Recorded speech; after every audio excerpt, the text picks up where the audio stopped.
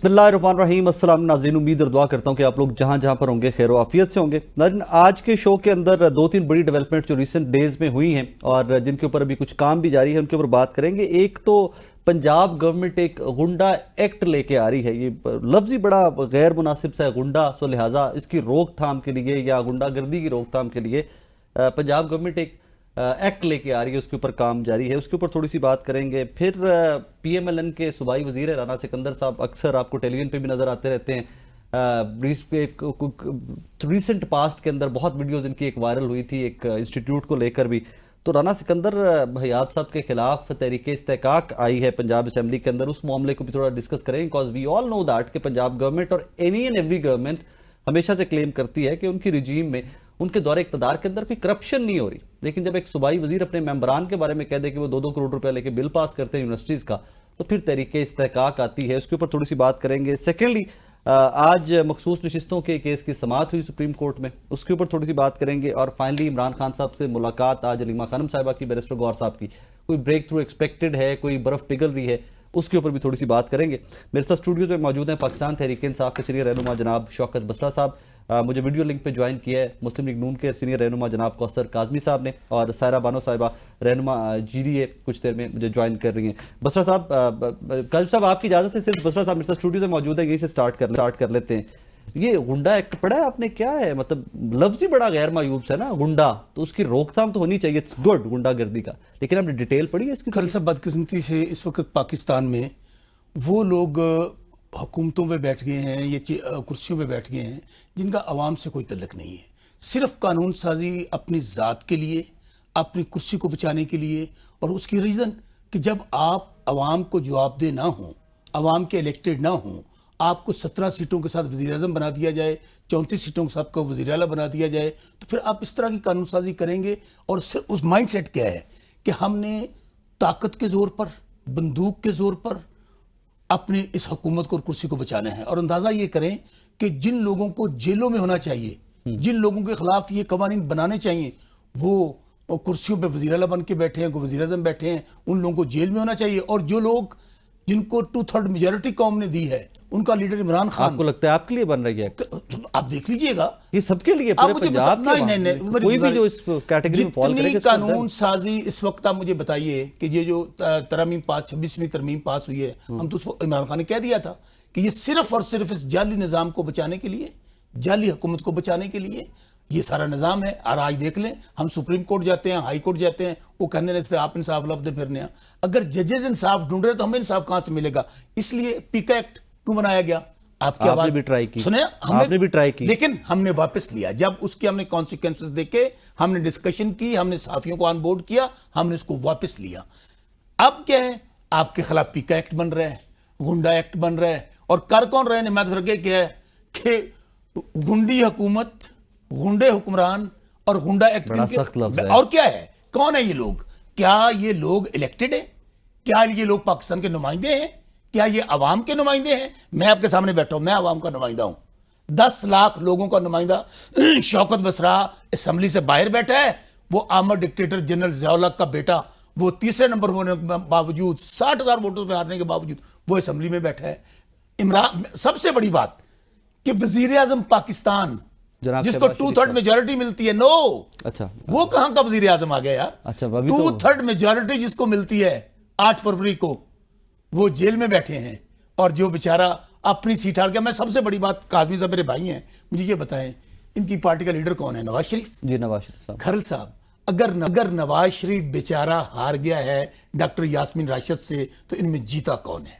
Simple सा question है। और मैं चैलेंज देता हूं कौसर काजमी साहब को कि ये सिर्फ ज्यादा हल्के ना खिलवाएं, नवाज शरीफ का, मरियम का और शहबाज शरीफ का हल्का खिलवा दें, या नवाज शरीफ आकर इसी इस्लामाबाद आपके मस्जिद में आकर हलफ दे दे कि मैं जीता हुआ हूं, हम अपने सारे केसेस वापस लें। जब ओथ लिया तो भाई वो आज पाकिस्तान पे कभी ज़ालाबारी हो रही है, और कल मैं एक अंधेरी देख रहा था, कल इतना मैंने आज तक, मेरी उम्र भी इतनी हो गई है, इतना खौफनाक तूफान मैंने नहीं देखा। दिन में रात हुई है, दिन में रात हुई है, ज़ालाबारी हो रही है। मुल्क के अंदर इस वक्त लोग खुदकुशियां कर रहे हैं, महंगाई है, बेरोजगारी है, अफरा तफरी है, और ये लोग एक टोला, कल आप देखें एक टोला, वो वजीर आजम جو 17 سیٹوں والا ہے، عوام کے خون پسینے کی کمائی پہ وہ جہاز کو اس طرح استعمال کر رہے ہیں جیسے ترکی ہمارے ساتھ جیسے کھڑا رکشا ہے۔ استعمال کیا جاتا ہے، رکشا کاظمی استعمال صاحب پہلے تو مجھے یہ بتائیے کہ جو گنڈا ایکٹ آپ نے پڑھ لیا ہے، جو تجاویز ہیں مجوزہ گنڈا ایکٹ جو ہے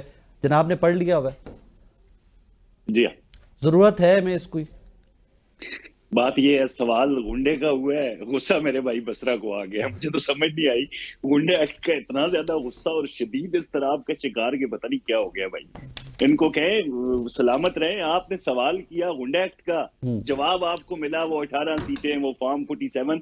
مسئلہ یہ ہے کہ وہ کیسے وہ ختم نہیں ہوتی، ایک سیٹ بتا لی تھی کاظمی صاحب، ایک سیٹ کٹاؤ۔ اچھا مسئلہ پتہ ہے کیا یاد ان کو آتا ہے 2018 وہ فیض حمید والا دور، اس دور کے اندر جب ان کو ملی وہاں سے 56 سیٹیں اور پی ایم ایل این کو 90، ان کی 90 بدلی 64 میں فیض صاحب کی محبت میں، اور ان کو ملی 116، تو ان کو وہ دور یاد آتا ہے فیض حمید کا 2018 والا، جب ان کو قوم پہ مسلط کیا گیا، اور اس مسلط شدہ حکومت نے پھر پنجاب میں کیا کیا، کے پی میں کیا کیا، وہ پنکی گوگی گینگ پنجاب کا بیڑا غرق کر کے آج وہ پنکی کہاں پہ بیٹھی ہوئی ہے، اور ملک ریاض والا معاملہ آپ کے سامنے ہے۔ ان کو کہیں وہ اس خمار سے نکل آئیں، وہ سارے الیکشن 2018 طرز کے نہیں ہوتے۔ پھر آپ نے دیکھا 2024 کے اندر جناب من پھر وہی ضمنی انتخابات ہوتے ہیں جو یہ دعویٰ کر رہے ہیں فارم 47 کا، 21 الیکشنز میں یہ 2024 میں الیکشن ہار جاتے ہیں۔ تو یہ تو بڑی عجیب و غریب منطق ہوتی ہے۔ کوثر بھی اجازت دے تو ایک جملہ ایڈ کر لوں؟ سوال کریں، چلیں جی بسم اللہ کریں۔ ملک ریاض صاحب کی اب بات کرتے ہیں یار، حکومت آپ کی اور بڑی پاورفل گورنمنٹ، ابھی اس الیکشن کے بعد تو بڑے طاقتور، پڑھو نا یار، 1001 لوگوں کے نام لیتے ہیں آپ، وہ فرح بی بی کا نام لیتے ہیں یار، پکڑے نا۔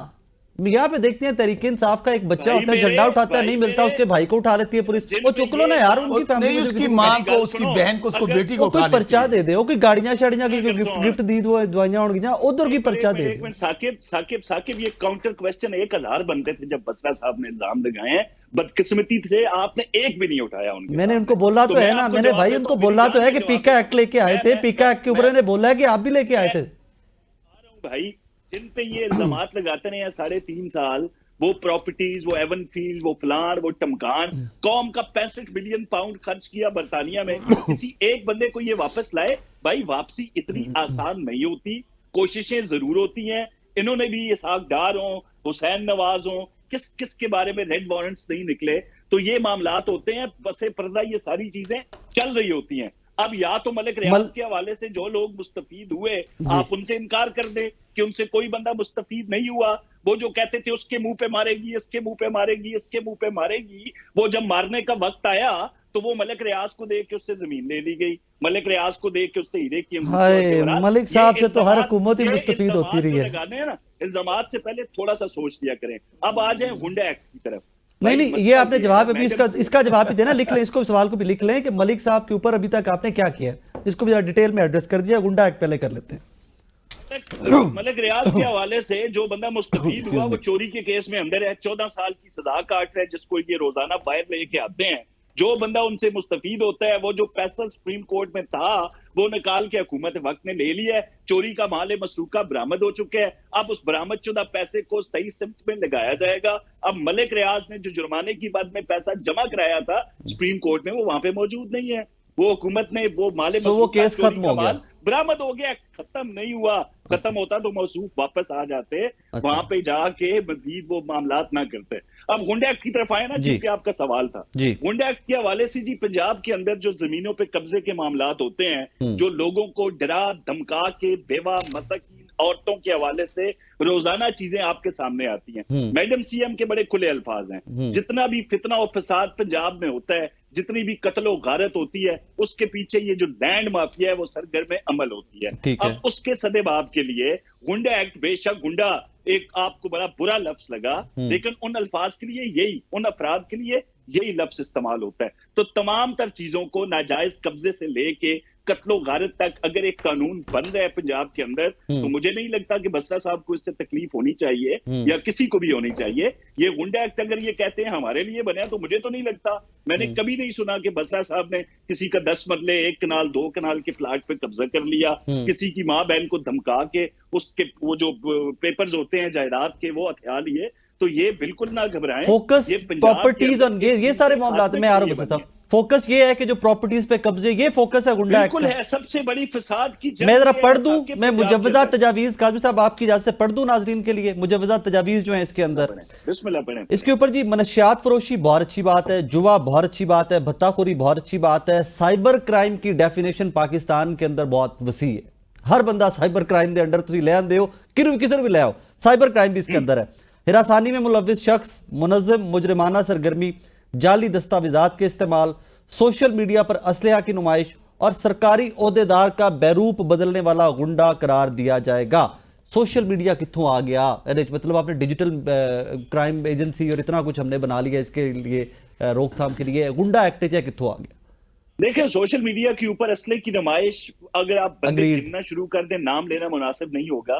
اگر آپ دیکھ لیں کہ اسلحے کی نمائش کون لوگ کرتے ہیں، وہ جو مختلف قسم کے ناموں کے ڈیجٹس کے گروپس بنے ہوئے ہیں وہ کون ہیں، تو یہ ساری چیزیں اس پیرائے میں آتی ہیں ثاقب.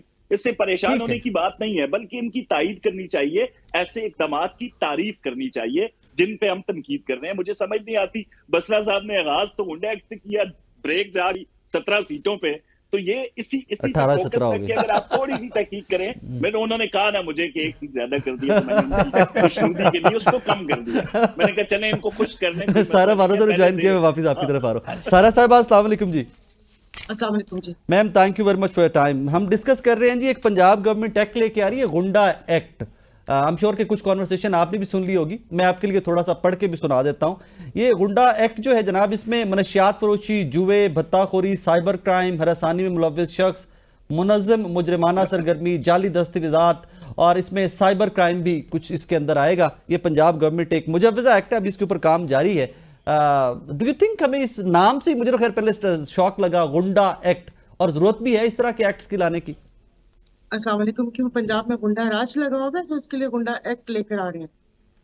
نہیں وہاں پنجاب گورنمنٹ ہے. آپ نے وہ چیزیں بتائی ہیں، یہ تو سامنے کی چیزیں ہیں.